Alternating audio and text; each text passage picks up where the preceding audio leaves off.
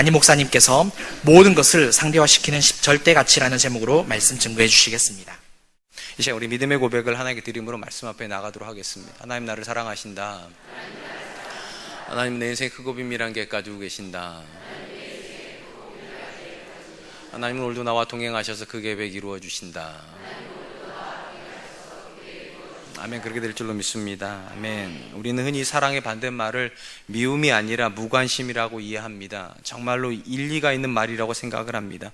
대부분의 경우는 미움이라고 하는 것이 사랑하지 않기 때문에 생기는 것이 아니라 오히려 사랑하고 사랑받고 싶기 때문에 생기는 감정이기 때문입니다. 만약 우리가 누군가에게 전혀 관심이 없게 되면 우리는 그 대상에 대한 기대감이 없게 되고요, 기대감이 없으면 사실은 미움조차 생기지 않게 되기 때문입니다. 그렇다면 내가 누군가를 사랑하고 있다는 것은 어떻게 알 수 있겠습니까? 종종 우리는 사랑이라고 하는 것과 관심이라는 것에 헷갈릴 때가 있습니다. 내가 저 사람 정말 사랑하는가? 아니면 그냥 관심이 있는가? 이 두 가지 감정이 굉장히 비슷한 모양을 가지고 있기 때문에 어떤 것이 사랑인지 잘 분간을 못할 때가 있습니다. 근데 아주 간단합니다. 내가 바라보고 있는 대상이 다른 대상을 바라볼 때 내가 어떻게 느끼는가를 보면 질투가 생기면 사랑입니다. 사랑은 절대로 감정을 공유하고 싶어 하지 않습니다. 그 사람만이 나를 바라봐 주기를, 나만이 그 사람을 바라볼 수 있기를, 이렇게 생각하기 때문입니다. 그래서 성경은 하나님을 사랑의 하나님이라고 말하는 똑같은 개념을 가지고 질투의 하나님이라고 말씀하십니다. 성경 출애굽기 20장 5절 말씀입니다. 그것들에게 절하지 말며 그것들을 섬기지 말라. 나 내 하나님 여호와는 질투하는 하나님인즉 나를 미워하는 자의 죄를 갚되 아비로부터 아들에게로 3, 4대까지 이르게 하거니와. 하나님께서 저와 여러분을 사랑하시는데 저와 여러분들이 다른 대상을 바라보면 하나님 뭐라고 말씀하시는가? 내가 질투한다고. 그리고 너희가 다른 대상을 바라보는 건 나를 미워하는 거라고. 왜냐하면 내가 너희를 바라보고 있는데. 그런 점에서 사랑이 깊어지면 깊어질수록 질투의 감정도 같이 깊어집니다. 제가 이제 결혼생활 21년째 하고 있는데 결혼하고 나서 한 2번 정도 이런 꿈을 꾸었습니다. 꿈속에서 제 아내가 다른 남자하고 대화를 하고 있습니다. 평생 한 번도 그런 모습을 본 적이 없는데 꿈속에서 한 2번 정도 그런 꿈을 꾼 것 같습니다. 그런데 일어나면 그렇게 밉습니다. 아무 일도 안 했는데도 심지어 꿈속에조차도 제 아내가 다른 남자랑 대화하고 있다는 것 자체가 그렇게 화가 납니다. 그때 제가 느끼는 것이 있죠. 아직도 나는 내 아내를 사랑하고 있구나. 질투의 감정이 안 느끼는 사랑은 없습니다. 공유하고 싶어 하지 않는 것이 아니라 독점하고 싶은 것이 사랑입니다. 내가 너를 바라보고 너는 나만을 바라보기를. 오늘 본문의 말씀이 이런 사랑의 연속성상이 있다라고 생각하면 좋을 것 같습니다. 예수님은 그분을 따르는 자들이 예수님을 향해서 보여줘야 되는 사랑의 고백이 있다라고 말씀을 하십니다. 근데 조금 충격적입니다. 26절 말씀입니다. 무릇 내게 오는 자가 자기 부모와 처자와 형제와 자매와 더욱이 자기 목숨까지 미워하지 아니하면 능히 나의 제자가 되지 못하고.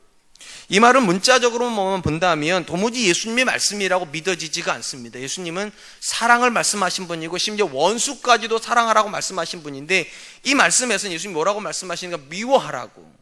심지어 그 미움의 대상이 누구인가? 우리가 마땅히 사랑해야 될 것 같은 부모도, 처자도, 형제도, 심지어 자기 자신을 향해서 미워해야 된다고 말을 하기 때문에 이제 참 불편할 수밖에 없습니다. 여기에 사랑이라고 하는 단어가 들어가야 될 것 같은데 과연 미움을 얘기하시는 이분이 하나님이실 수 있는가? 저는 어떤 분이 이 말씀을 진짜 문자적으로 적용하는 것을 본 적이 있습니다. 목회자로 부름받았다는 이유만으로 가족을 버려두고 떠나는 모습을 봤습니다. 지방에 가서 목회하러 가는 게 자기를 부르셨다고. 그러나 여러분, 절대로 이 말씀은 문자적으로 적용돼서는 안 되는 말씀입니다. 오히려 이 말씀에서 강조하는 것은 우리가 하나님을 향해서 드려야 되는 사랑이 어느 사랑이, 어떤 정도의 사랑인가를 강조하는 표현이라고 생각이 됩니다. 정확히 말을 하면 우리가 하나님께 드리는 사랑을 보고 있는 내 처자식이, 내 형제가, 심지어 내 자신이 저 남편이, 저 아버지가 나를 미워한다고 느낄 정도가 돼야 된다는 거예요. 제가 이걸 느낀 적이 있습니다. 저 여동생들이요, 다 이제 성년이 돼가지고 이제 결혼을 한 다음에 아버지하고 이제 만났는데 우리 아버지한테 이러는 거예요. 아빠가 자기들 미워했다고. 우리 아버지는 딸들을 미워해 본 적이 없습니다. 근데 우리 딸들이 뭐라고 그랬는가? 아빠가 딸들을 미워했다고. 왜 미워했다고 말하는가? 아빠는 오빠만 사랑했다고. 무슨 말인가 하면 저희 아버지가요 딸들을 사랑했는데 유난히 저를 사랑했습니다. 저희 어머니도 마찬가지예요. 그러니까 더 많은 사랑을 주고 있는 오빠를 보면 자기들은 미워하는 거라는 거예요. 사랑했으면 똑같이 해줘야지 왜 오빠한테만 더 잘해주냐고. 그러니까 오빠를 사랑했으니까 나는 미워한 거라고. 이 부분이 그런 거예요. 내 처자식이 내가 하나님을 사랑하는 모습을 보면서 저게 진짜 사랑이라면 나한테 주는 사랑은 미움이라고. 이거는 어떻게 나한테 이럴 수가 있나. 아빠가 하나님한테 하는 정도를 나한테 줘야지, 남편이 하나님한테 하는 걸 정도를 나한테 해줘야지 이게 사랑이지. 그런 느낌이에요. 절대적인 사랑이에요. 그 누구하고도 비교가 되지 않는 사랑이 하나님께 드려져야 된다고. 아내한테도 가면 안 되는 거고, 그 사랑은 자식한테도 가면 안 되는 거고, 심지어 그것이 나한테도 오면 안 되고, 오직 하나님께로만 가야 되는 절대적인 사랑은 하나님께 가야 된다고. 그렇지 않는 것은 나를 사랑하는 거 아니라고. 그렇다면 여러분, 예수님의 이런 요구가 합당합니까? 예, 절대적으로 합당합니다. 왜 이게 절대적으로 합당하는가? 하나님께서 저와 여러분을 그렇게 절대적으로 사랑하셨기 때문입니다. 성탄의 고백이 무엇입니까? 하나님이 가장 사랑하는 아들을 세상을 향해서 주셨다는 거 아닙니까? 하나님이 세상을 이처럼 사랑하사 독생자를 주셨으니, 하나님의 사랑이 결국 뭐까지 만들었는가? 아들을 세상에 보내게끔 만들었다는 겁니다. 그리고 그 아들이 세상에 오셔가지고 십자가에 죽으셨다는 것이 복음입니다. 놀라운 것은 십자가상에서 예수님께서 뭐라고 말씀하셨는가? 마태복음 27장 46절 말씀, 제9시쯤에 예수께서 크게 소리질러 이르시되 엘리 엘리 라마 사박다니 하시니, 이는 곧 나의 하나님 나의 하나님 어찌하여 나를 버리셨나이까 하는 뜻이라. 아들이 십자가에 매달려가지고 아버지에게 뭐라고 말하는가? 아버지가 나를 버리셨다고. 여러분 명심하세요. 하나님은 예수님을 버리신 적도 없고 미워하신 적도 없어요. 근데 왜 아들이 버렸다고 미워한다고 말을 합니까? 하나님이 세상을 너무 사랑하시는 거 보고서 저렇게 사랑하는 거면 나를 미워하는 거라고. 저 세상 때문에 나를 주신 거라면 나를 미워한 거라고. 그 정도로 하나님이 저와 여러분을 사랑하셨기 때문에 이 복음을 얘기하시는 거예요. 내가 그렇게 너를 사랑했고 하나님이 그렇게 너희를 사랑했기 때문에 당연히 너희도 나한테 그런 사랑을 주는 것이 마땅하다고. 세상이 말하는 비슷한 사랑을 주는 게 아니라, 아내가 남편을, 남편이 아내를 사랑하는 그런 사랑을 주는 게 아니라, 부모가 자녀를 사랑하는 그런 사랑을 주는 게 아니라, 그 사랑이랑 비교 자체가 안 돼서 내 아내가 나를 보면서 하나님을 저렇게 사랑하면서 나한테는 별로 사랑하지 않는다고 느낄 정도로. 저는 개인적으로 제 인생에서 가장 큰 복을 받았다면 저는 하나님에게 미쳐있는 엄마가 제 엄마라는 거예요. 저는 확실히 믿습니다. 저희 어머니는 저보다 하나님을 더 사랑하시는 분이십니다. 그래서 저는 복을 받고 있다고 저는 확실히 믿습니다. 이 본문에서 예수님께서 강조하는 것이 바로 그거예요. 여러분 주변에 있는 사람이 느껴야 된다는 거예요. 여러분이 하나님께 드리는 사랑이 자식에게 주는 사랑과 비교가 되지 않는다고. 하나님께 드리는 그 마음의 다짐이 남편이 아내에게 주는 그거랑은 비교도 되지 않을 만큼 절대적인 사랑이 하나님께 드려져야 된다고. 왜냐? 하나님께서 그렇게 먼저 사랑하셨으니까. 사랑하는 성도 여러분, 언제부턴가 우리에게 예수님이 이 땅에 오셨다는 것이 그냥 너무 평범한 사실이 된 것 같아요. 화이트 크리스마스가 돼야 크리스마스가 즐겁고, 선물을 받아야 의미가 있고, 이벤트가 있어야지만 성탄절의 의미가 있는, 언제부턴가 너무 평범해져 버리는 선물 받는 날이 돼버린 것 같아요. 그러나 사랑하는 성도 여러분, 기억하십시오. 이 성탄은요, 하나님께서 가장 소중한 것을 저와 여러분들에게 내어주신 날입니다. 오죽하면 아들이 뭐라고까지 느꼈는가? 하나님 자기를 미워하신다고, 하나님 나를 버리셨다고, 그렇게 느끼는 날이 성탄입니다. 그렇기 때문에 저와 여러분들에게 하나님께서 이 성탄에 말씀하시는 것 같아요. 너는 나를 어떻게 사랑하냐고. 물론 우리도 하나님께서 내게 주신 부모 사랑해야 됩니다. 자식도 사랑해야 됩니다. 아내와 남편도 사랑해야 됩니다. 내 자신도 사랑해야 됩니다. 그러나 여러분, 그 사랑이 하나님께 드리는 사랑과 똑같아야 된다고 생각하시는 오해입니다. 하나님께는 절대적인 사랑이 드려져야 됩니다. 왜냐하면 그 남편을 주신 분이 하나님이시거든요. 그 아내를 주신 분이 하나님이시거든요. 그 자녀를 주신 분이 하나님이시거든요. 심지어 나에게 예수님을 주신 분이 하나님이시기 때문에 절대적으로 사랑해야 된다. 그래서 저는 우리 주변 사람들이 우리가 하나님께 드리는 사랑의 모습을 보고서 이해가 안 된다고 말해야 된다고 생각합니다. 그렇죠. 그들은 하나님이 우리를 어떻게 사랑하는지 모르기 때문에 우리가 하나님께 드리는 사랑이 이해가 안 돼야 되죠. 근데 너무 많은 성도님들에게 신앙은 너무 객관적이세요. 그냥 너무 평범하세요. 그냥 종교 활동이에요. 그냥 이웃집에 사는 사람이 볼 때 여러분들은 절대로 맹신자처럼 안 보입니다. 근데 여러분, 과거에 우리 부모 세대, 우리 할머니 세대 어떤 단어가 가장 유행했습니까? 예수쟁이들이요. 예수에 미쳐있는 사람들이요. 예수 때문에 살고 예수 때문에 죽을 것 같은 그런 사람. 이 본문이 말하는 사람이 바로 그런 사람들입니다. 저들의 눈에 미쳐있는 사람처럼 보여야 된다는 거죠. 어떻게 자식보다 하나님을 더 사랑할 수 있어요? 그럼 미친 거죠, 사람들 눈에는. 어떻게 아내보다 하나님을 더 사랑할 수 있어요? 저들의 눈에는 이건 정상이 아니죠. 근데 여러분, 솔직히 한번 스스로에게 물어보시기 바랍니다. 여러분은 그들의 눈에 지나치다 싶을 만큼 하나님을 사랑하십니까? 아니면 그들의 눈에 상식적인 수준에서 하나님을 사랑하십니까? 뭐가 복음일까요? 뭐가 믿음일까요? 이 본문에서 예수님이 말씀하세요. 아무든지 나를 따라오려거든 처자식을 미워하는 것 같아야 된다고, 부모를 미워하는 것 같아야 된다고, 내 자신을 미워하는 것 같아야 된다고, 그 정도로 사랑하면서 나를 쫓아오지 않으면 내게 합당하지 않다고. 성탄을 준비하면서 제가 왜 이 말씀을 나눌까요? 우리가 다 가짜인 것 같으니까요. 하나님은 진짜로 사랑하셨는데 우리를, 그래서 아들까지 내어주셨는데 과연 우리는 그 사랑을 진짜로 받은 게 맞을까? 그런데 이 정도밖에 하나님을 사랑할 수 없는가? 이 정도밖에 하나님께 헌신할 수 없는가? 예수님 말씀하세요. 여러분의 자녀가 여러분한테 엄마가 하나님을 사랑하는 걸 보니까 나를 미워하는 것 같아. 왜 나한테는 그렇게 안 해줘? 하나님께는 절대적으로 하면서 왜 나한테는 절대적이 아니야? 여러분의 남편이 여러분들한테 이렇게 물어볼 수 있어야 돼. 하나님이야 나야? 이렇게 물어볼 때 여러분 남편이 웃으면 이렇게 말해야 돼. 안 물어봐도 뻔하다. 하나님이지. 그럴 수 있어야 된다는 거죠. 근데 저는 이 질문을 하는 게 참 무섭습니다. 왜냐하면 저는 제 아내를 때로는 하나님보다 더 사랑할 때가 있어요. 저는 제 자식들을 하나님보다 더 사랑한다고 느낄 때도 굉장히 많습니다. 근데 합당하지 않다는 거예요. 왜냐? 하나님은 예수님보다 여러분을 더 사랑하셨으니까요. 당연히 우리도 하나님을 그렇게 사랑해야 되지 않겠습니까? 그렇다면 여러분, 우리가 부모를 미워하는 것처럼, 우리가 자녀를 미워하는 것처럼, 심지어 내 자신을 미워하는 것처럼 예수님을 사랑하는 이 명령은 오직 하나님을 위한 명령일까요? 만약 그렇다면 이 말씀은 이해는 되지만 그 말씀대로 살긴 굉장히 어렵습니다. 왜냐하면 아내를 사랑하고 자식을 사랑하고 부모를 사랑하는 건 누가 가르치지 않아도 이건 인지상정 아닙니까? 그냥 시키지 않아도 되는 거 아니에요? 고슴도치 사랑이라고 그래서 내 자식만 이뻐 보이죠. 솔직히 안 그래요? 전 텔레비전 보면 연예인들 굉장히 많이 나오는데 제 아들보다 잘생긴 연예인 별로 없어요. 제 아내보다 이쁜 연예인 별로 없어요. 솔직한 마음이에요, 진짜로. 고슴도치니까. 누가 시키지 않아도 사랑이 흘러가는데 지금 하나님께 뭐라고 말씀하시는가?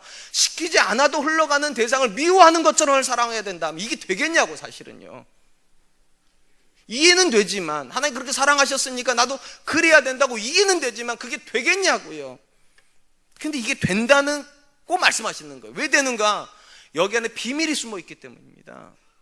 내가 내 자식을 미워하는 것처럼 하나님을 사랑하면 놀랍게도 그 자녀를 내가 진짜로 사랑하는 것이니까, 그 사랑이 그 자녀에게 흘러갈 거니까, 진짜 사랑이니까. 그게 이걸 이해하기 쉽게 하려면 저희 아이들 어릴 때 이야기를 조금 하려고 합니다. 벌써 우리 아이들이 이제 20살, 17살이 돼가지고 이런 이야기도 아주 까마득한 얘기가 돼버렸는데, 저희 집 아이들도 여러분 집에 있는 아이들이랑 비슷하게 컸습니다. 어릴 때는 블록 굉장히 좋아했고, 좀 지나니까 텔레비전 엄청나게 좋아했고, 좀 더 지나니까 이제 컴퓨터에 빠지고, 그렇게 지나갔어요.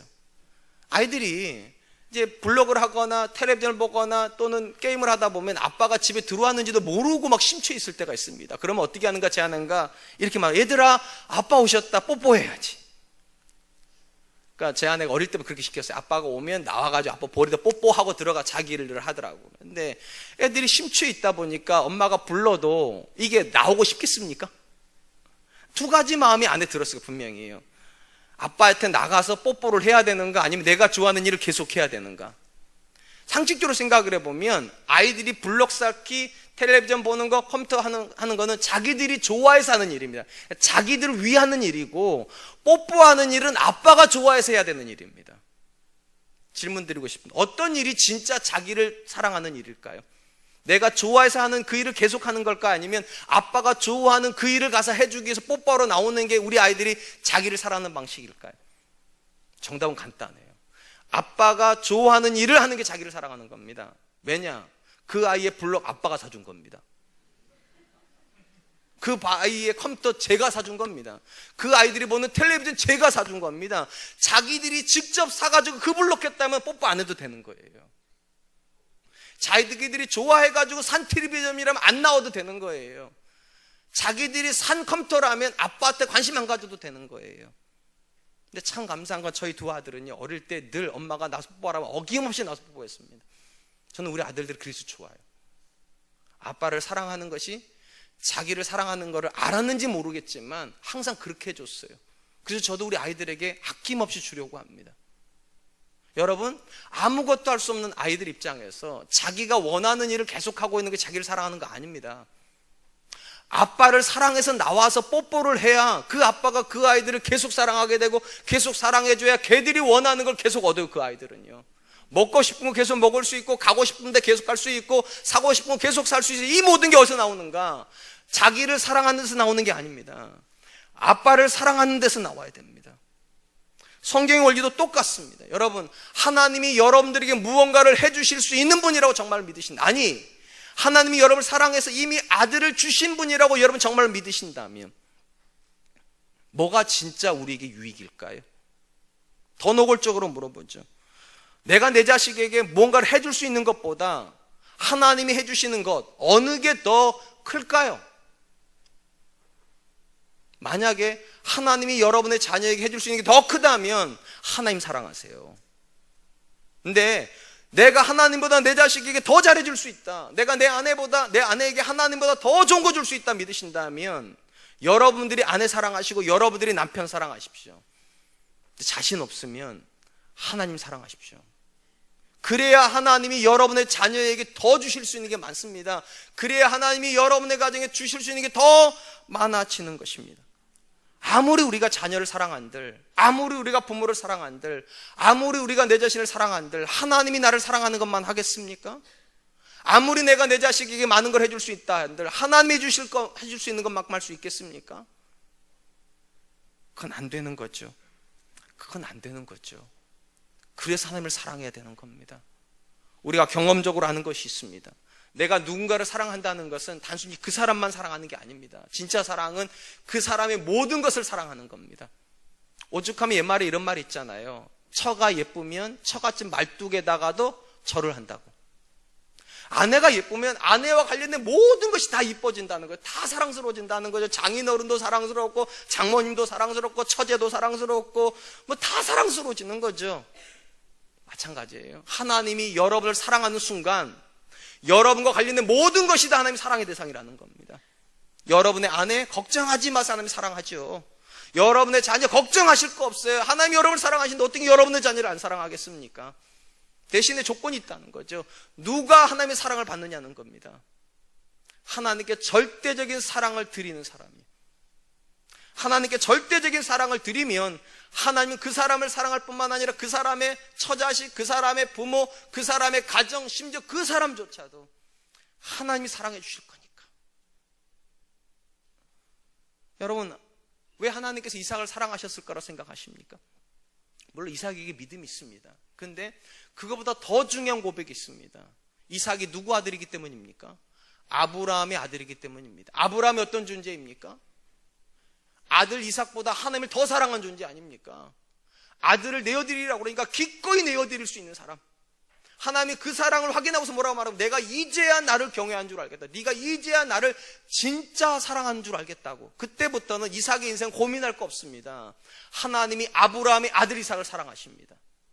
왜냐하면 사랑은 그 대상만 사랑하는 게 아니라니까요. 그 대상 관련된 모든 존재를 사랑해요. 성경에서 아브라함 이야기는 그래서 이 본문을 이해할 때 굉장히 좋은 본문입니다. 아브라함이 이삭을 미워하는 것만큼 하나님을 사랑하자 하나님이 이삭을 사랑하시기 시작하십니다. 뭐가 더 내 자녀에게 유익일까요? 이건 산수예요, 산수. 내가 내 자녀에게 해줄 수 있는 것과 하나님이 내 자녀에게 해줄 수 있는 것 중 어느 게 더 클까? 하나님이 해주시는 게 더 크다고 믿으신다면 여러분이 하나님처럼 자녀 사랑하려고 하지 말고 여러분은 하나님을 사랑하세요. 그러면 하나님이 여러분의 자녀를 사랑해 주실 겁니다.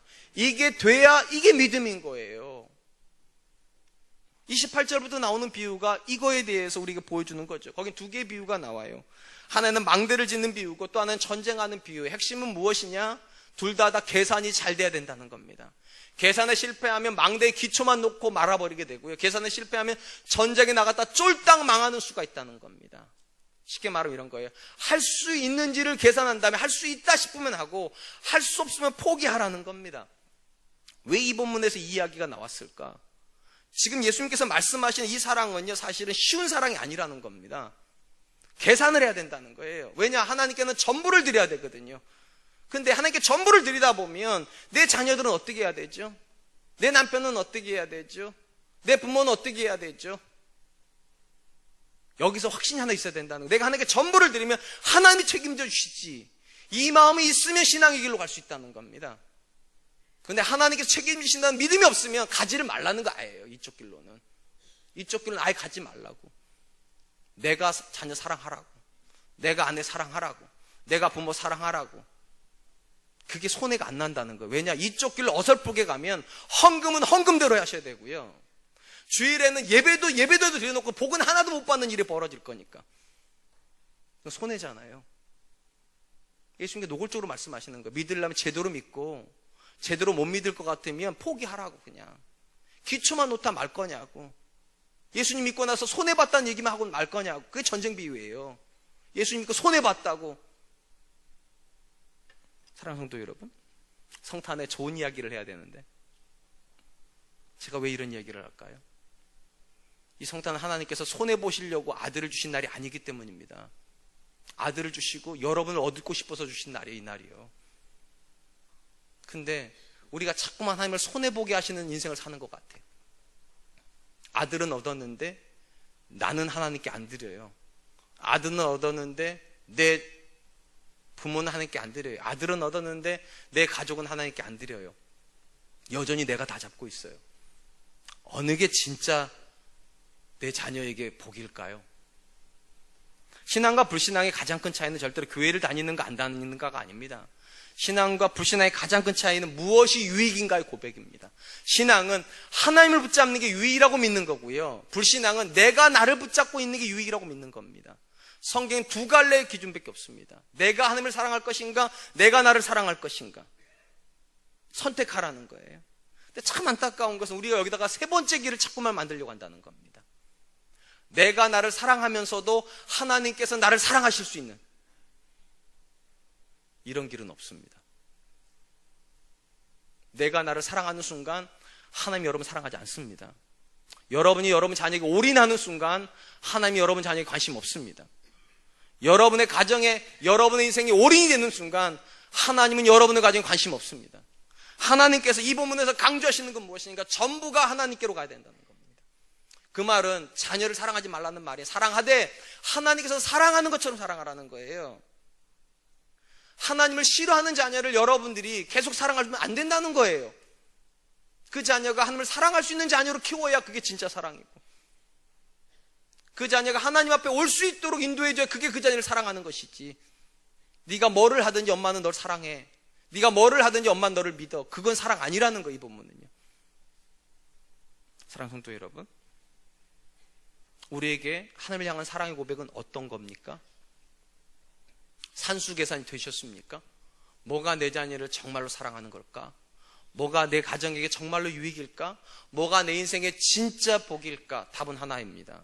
하나님이 전부여야 됩니다.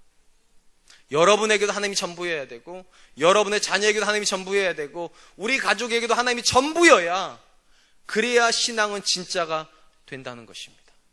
마지막에 이 본문은 인간관계에서만 이 관계가 성립이 되는 것이 아니라 물질에서도 그래야 된다라고 말을 합니다. 33절, 이와 같이 너희 중에 누구든지 자기의 모든 소유를 버리지 아니하면 능히 내 제자가 되지 못하리라.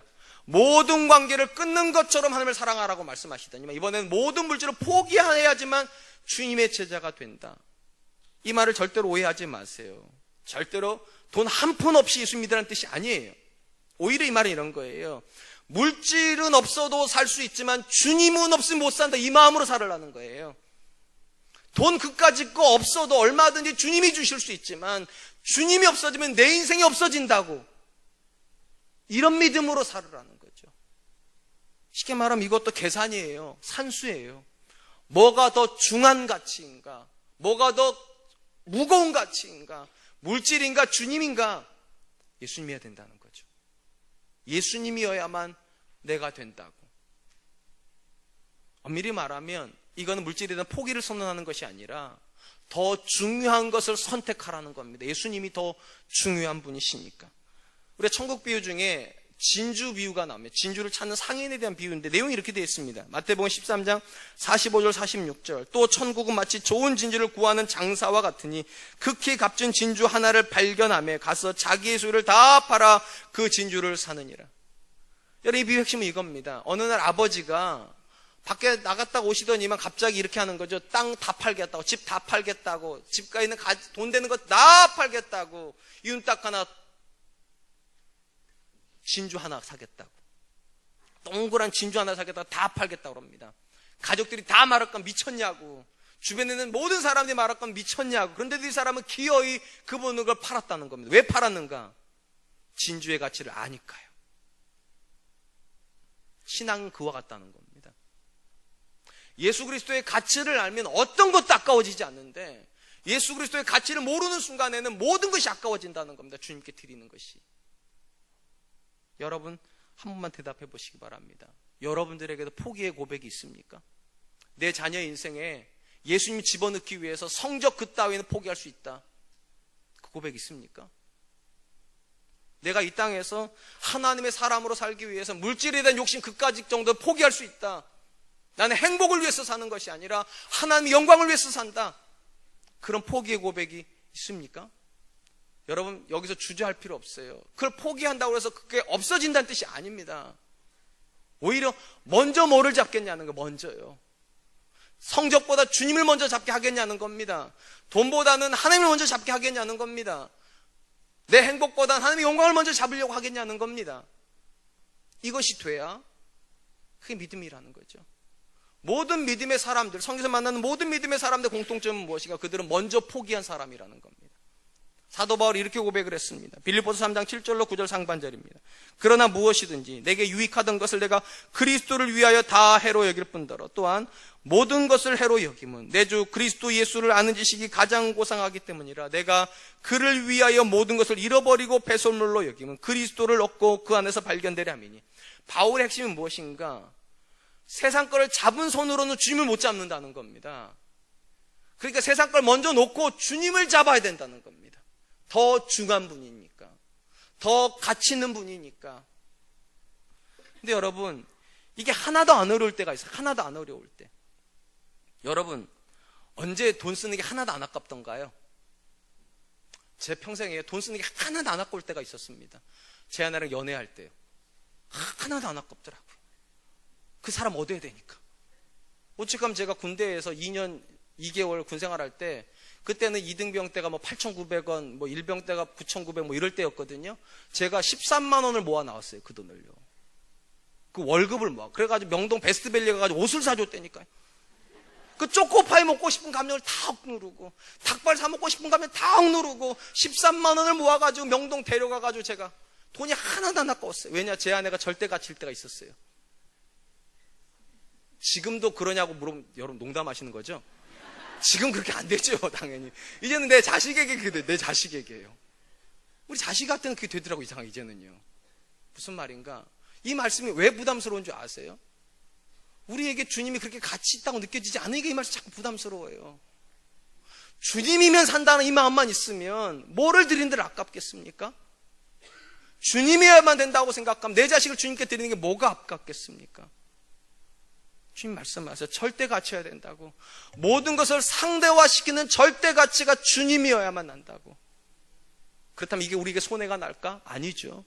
예수님께서 말씀하신 말씀 중에 가장 멋있는 말씀이 마태복음 6장 33절입니다. 너희는 먼저 그의 나라와 그의 의를 구하라. 그리하면 이 모든 것을 너희에게 더하시리라. 우리가 주님을 잡으면 모든 것을 포기하는 줄 알았는데 우리가 주님을 잡았더니만 너희가 구하지 아니하는 이 모든 것을 너희에게 더하시리라. 그래서 우리 중에는 예수님 때문에 복받았다는 사람들이 나오는 겁니다. 예수님 때문에 내 자녀가 잘 됐다는 말이 나오는 겁니다. 예수님 때문에 행복하다는 사람이 나오는 거예요. 그 길로 가라는 거예요.